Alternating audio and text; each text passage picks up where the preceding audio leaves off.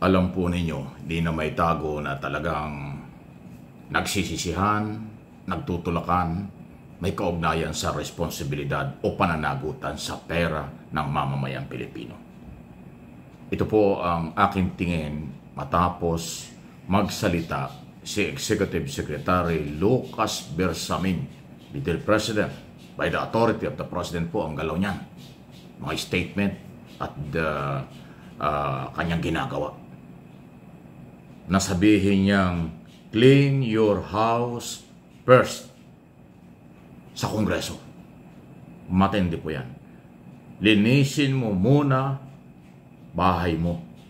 Linisin muna ang bahay mo. Para bang huwag kayong magmalinis.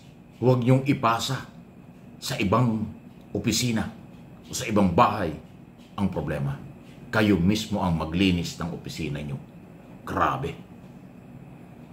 At yan ay sinabi, laman ng buong ng statement ni Lucas Bersamin. Ang tinamaan dyan, kung hindi man lahat, at kung meron kayong delikadesa, sa tingin ko, buong Kongreso. Under leadership ni Martin Romualdez. Kaya nga, sa tingin ko, ito na, at sana'y magtuloy-tuloy na. Na seryosong gawin at harapin ng Pangulo kahit masagasaan ng kamag-anak, kapatid, kapartido at anumang pinagkakautangan ng loob kung dahil dito sa kampanya laban sa korupsyon. Kasi alam mo, pagka inuna mo yung sarili mo, tiningnan mo ang sarili mo, nagsalamin ka, at kung anong nakita mo, yan ang sasabihin mo bago ang mukha ng iba, bago ang opisina ng iba, bago ang ibang tao, may kredibilidad sa tingin ko at kapanipaniwala. At hindi ka pwedeng balikan, manalamig ka kapag inuna mo ang bahay mo at sarili mo. Kung matino ka, may problema ka ba o wala?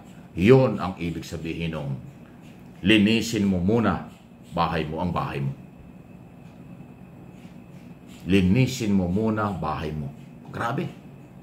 Clean your house first. Inuulit-ulit ko lang ho dahil kasi hindi pangkaraniwang statement yan. Galing sa Executive Department, Office of the President. Alam niyo kung bakit ginawa yan? Kasi pinapalabas at lumalabas sa mga hearing, Committee on Appropriations sa Kongreso, sinisisi ang Executive Department tungkol sa insertion. Ang insertion ay isa lang na pinanggagalingan ng graft in corruption sa mga proyekto ng ating pamahalaan, not only Department of Public Works and Highway. Kasi pag siningit, mayroong intensyong masama. Pag hindi kasama sa original na proposed budget ng Malacanang, at kung sino nagsingit nito, may personal interest. So, madalit sabi, pumalag ang Malacanang. Huwag nyo kaming pagbintangan. At ang sagot ng Malacanang, linisin muna ang bahay nyo. Ibig sabihin, alam na alam ng Malacanang, ni Pangulong Marcos, Secretary Bersamin, at ng buong Executive Department. May problema ang mga politiko, congressman. Sila'y meron din pananagutan, may pagkakamali, meron din posibleng korupsyon dahil sila nag-approve ng budget at sila ang nagsisingit. Matindi po ang epekto nito. Hindi po biro ito. Ito na ba ang simula ng labanan sa pagitan ng Executive Department at ng Kongreso? Mawawala na ba yung tinatawag nating co-equal separation of power between Executive Department, between legislator? Palagay ko kung kinakailangan po gawin ito. Kung talagang gustong ilabas ang katotohanan na ang laging biktima paulit-ulit dekada na until now, korupsyon, pera ng mamamayang Pilipino. Nagpapasahan, kawawa ang taong bayan sa isyong ito. Hindi ho pang karniwang balita yan. Piko na ang Malacanang sa paghuhugas kamay, pagsasalba. Ngayon ang tanong, Mr. Speaker, paano mo sasagutin ito? Alam ng lahat ng Pilipino halos na ikaw ay kamag-anak, first cousin ka, speaker ka, kontrolado mo ang Kongreso. Pero ang sabi ng Malacanang, linisin nyo ang bahay nyo. Linisin nyo ang opisina nyo. something wrong. Ibig sabihin, may problema sa inyo, may corruption dyan, kayo ang nagsisingit, kayo ang may problema, huwag niyong ipasa sa Malacanang. Yan ang ibig sabihin niyan. Bago mo silipin ang ibang mukha mo muna. Bago mo silipin ang ibang opisina, yung opisina ninyo ayusin nyo. May problema. Ganun po ang mensahe niyan. Hindi na biro ito.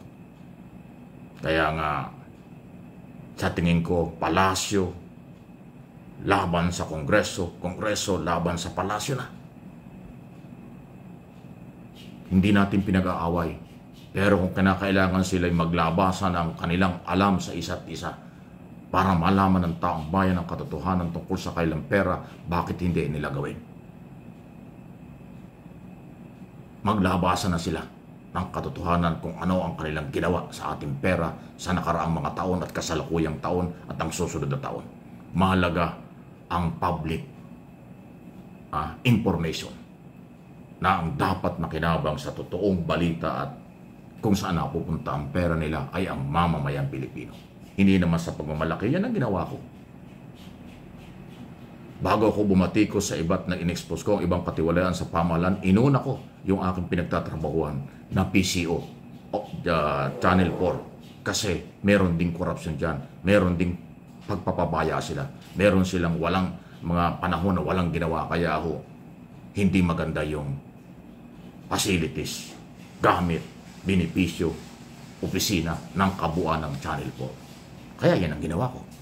Pero hindi nila tanggapin. Napikon sila, nagbayat balat sibuyas sila. Ako ang binalikan. Hindi ko naman yung pagsisisihan. So tamang-tama itong galaw ng Malacanang. Mini-expose ko yung kakulangan dyan sa PTV4 bago ko umalis. So may susunod pa. Ito ang ginawa ng Malacanang. Ngayon, pinalilinis muna yung kanilang sarili bago mag-akusa ang ating mga kongresista. Matindi po ang dating nito. Okay? Paki-like and share po ninyo itong ating topic kasi sa ngayong pong panahong ito, napaka-critical na sitwasyon. Mahigit na lang 2 taon ang natitira kay Pangulong Marcos. Yung kanyang legacy ito ay dapat kanyang pagtagumpayan sa suporta ng taong bayan. Dapat isa-isang tabi na natin ngayon ang takot. Isa-isang tabi natin ngayon ang utang na loob. Yung utang na loob, takot magsalita, takot maglumantad sa katotohanan, itabi na natin yan. Masyado na kung kawawa ang mamamayang Pilipino sa graft in corruption. Kailangan maging matapang na. Kailangan magsalita na. Kailangan manindigan na ang mga tao para sa katotohanan ng kailang pera. Na dekada na tayong inaabuso ng iilang tao sa gobyerno noon, gobyerno ngayon. Papalit-palit lang naman sila eh. Tapos ito na nga ang nangyayari. Nagsisisihan, lumalabo ang katarungan. Nagsisisihan, lumalabo, kasing dilim ng sabaw ng pusit ang katotohanan kapag nagpapasahan. Kaya kayong mga mamayang Pilipino, paghandaan natin ito. Samahan natin ang nagsasabi ng totoo, may paninindigan, para ho sa kaliwanagan. Ang nanahimik, walang pakialam, ayaw makialam, patuloy kayong pagsasamantalahan. Tandaan niyo sinasabi ko. Karapatan ng kahit sino, ipaglaban.